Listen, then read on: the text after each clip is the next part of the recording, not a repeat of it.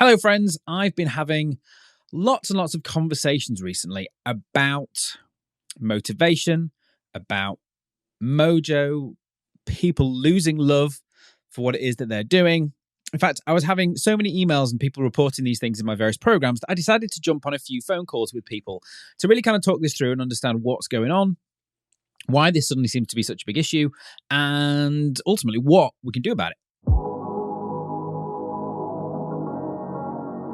Now, before I dive into the episode today, make sure you click the subscribe button and click the notification bell as well so that you don't miss out on any future videos that we create. I think a lot of this problem is caused primarily by two conditions that we're all very familiar with the name of, but because we work for ourselves a lot of the time, A, they take a long time for us to actually diagnose them, and B, takes a long time for us to actually admit that we're suffering from them. And these are overwhelm and underwhelm.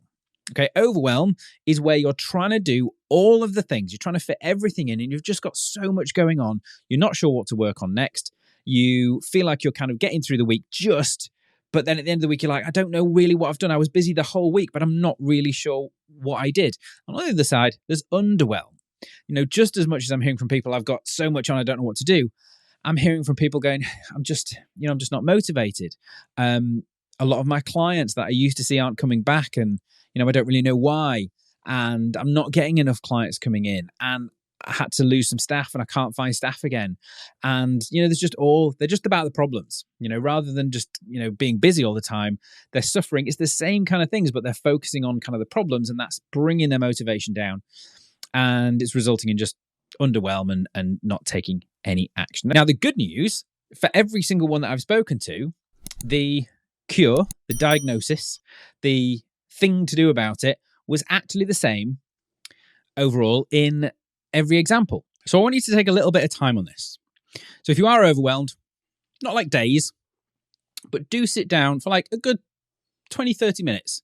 Have a think about what it is that you really want. Start by going back to why you created your business in the first place. Okay, that's a good place to start, because if you haven't quite, achieved those goals, maybe that's a good place to start. Maybe a portion of that is a good place to start, but something that you can kind of focus on for the next few months that would really feel like a sense of achievement when you get there. I think just having this in mind will make a big difference to your mood if it's motivation, lack of mojo, and underwhelm that you're feeling. Okay, I think this is going to make a huge difference to you. Just having this goal in place, just having this thing to work towards. Now, then the next question that I want you to ask yourself is, how are you going to get it?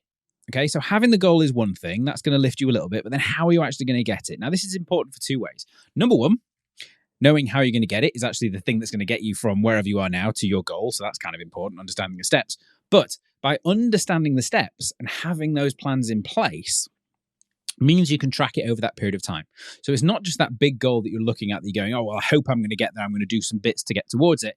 No, you've actually got kind of weekly, possibly even daily milestones that you can tick off every day, every week that are definitely moving towards your goal, so that you have those days where you know what you've done and you track it as well. And that way you will cure yourself of that lack of motivation, of that where's my mojo gone, of that underwhelm, because you'll know what you're doing and you'll know you're constantly making progress. Now, the same thing applies if you're suffering with overwhelm. If you've got the plan of what you're doing each day, each week, then you'll know what tasks need to be done. And yes, it might mean that some tasks have to go. And a great way to look at this is to simply think of each task that you're planning out for that day or about to do and think, is this directly related to what I want? So things to remember then. So if you're struggling with underwhelm, if you've got time on your hands, great, put it to good use. Figure out what you want, figure out the steps to get there, put a plan in place. And like I said, if you're struggling with overwhelm, maybe you need to make a bit of time, sure. You need a daily and a weekly plan, okay? You need to reprioritize a little bit. Great instant cure for overwhelm, because it will give you that plan so that you are structured and you're not kind of running around doing things all over the place. You'll feel better because you've got that good motivation in place and you'll have that sense of achievement. A lot of overwhelm, I think, is the fact that you're doing stuff all the time, and there's a lot on your mind, but you're not really seeing the benefit from it.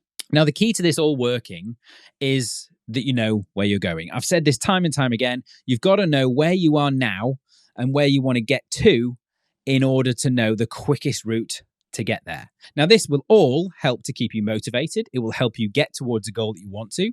It will keep you excited. It will cure your overwhelm and your underwhelm. So that's it. I'd love to help you win your weeks. I'd love to help you keep motivated. I'd love to help you cure that overwhelm. But I hope what I've said here has been really, really useful. Hey, if you like this short video, then you'll love the Beauty Business Podcast. I expand on everything that I've talked about here. And because it's a podcast, you can listen whilst you're doing something else. So while you're driving to work, whilst you're out walking the cat, or you can do what I do, grab a favorite drink, sit back and relax and listen. I'll put a link in the description of this video for you.